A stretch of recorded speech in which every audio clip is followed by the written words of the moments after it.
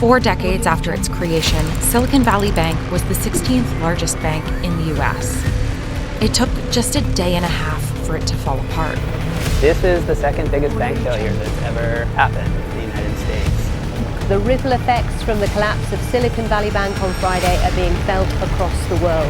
The US government's now said it will ensure all SVB account holders will be able to retrieve any funds they have when they start their day today. Hello everyone, welcome to the channel that brings you informative and interesting facts about the world we live in. During March 2023, 2 large banks in the United States with significant exposure to the technology sector or to cryptocurrency failed, while another entered liquidation under financial distress. The first bank, cryptocurrency-focused Silvergate Bank, announced it would wind down on March 8 due to losses suffered in its loan portfolio. 2 days later, upon announcement of an attempt to raise capital, a bank run occurred at Silicon Valley Bank, causing it to collapse and be seized by regulators that day. Signature Bank, a bank that frequently did business with cryptocurrency firms, was closed by regulators 2 days later on March 12, with regulators citing systemic risks. The collapses of Silicon Valley Bank and Signature Bank were the second and third largest bank failures in the history of the United States, smaller only than the 2008 collapse of Washington Mutual during the then ongoing financial crisis.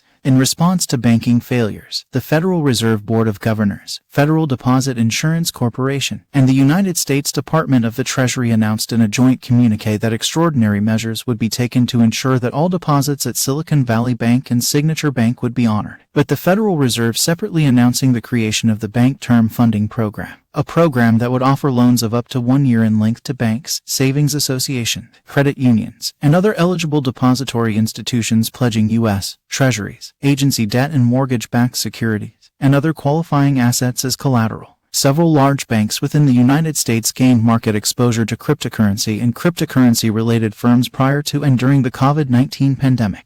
Among these banks were Silvergate Bank, Silicon Valley Bank, and Signature Bank, which collapsed in March 2023. The collapse of Silicon Valley Bank itself has also spurred federal investigations from the U.S. Securities and Exchange Commission as well as the United States Department of Justice. Within the scope of both probes is the sales of stock made by senior officers of Silicon Valley Bank shortly before the bank failed, while the SEC's investigation also includes a review of past financial and other risk-related disclosures made by Silicon Valley Bank to evaluate their accuracy and completeness. Some economists have modestly lowered their forecasts for economic growth this year because of the Silicon Valley Bank crisis as smaller banks pull back lending in an already weak environment.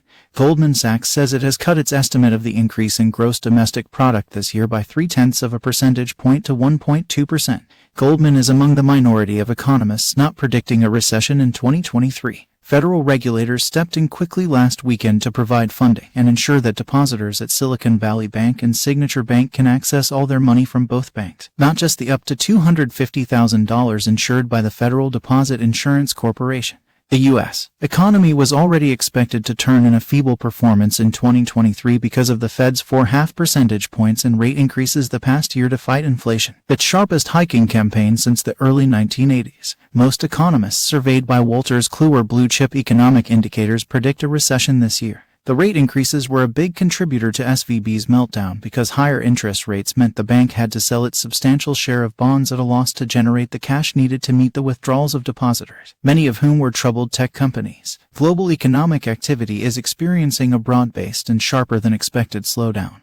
With inflation at record high levels, the International Monetary Fund said in its latest World Economic Outlook, several economies, including the U.S., are already going through a slowdown for months. The hot question that's dividing economists is, what's in store for India? For starters, the country cannot remain totally unscathed. History bears witness that India has not been immune to U.S. recessions. Over the past 5 decades, the Federal Reserve's monetary policy tightening has often orchestrated recessions in the U.S. Although usually shallow and short-lived, they saw ripple effects in India, too, more often than not, shows an analysis by Nirmal Bang Institutional Equities Research in August. Thanks for watching. Please share the video, subscribe the channel, press like button below. Hit bell icon for more updates.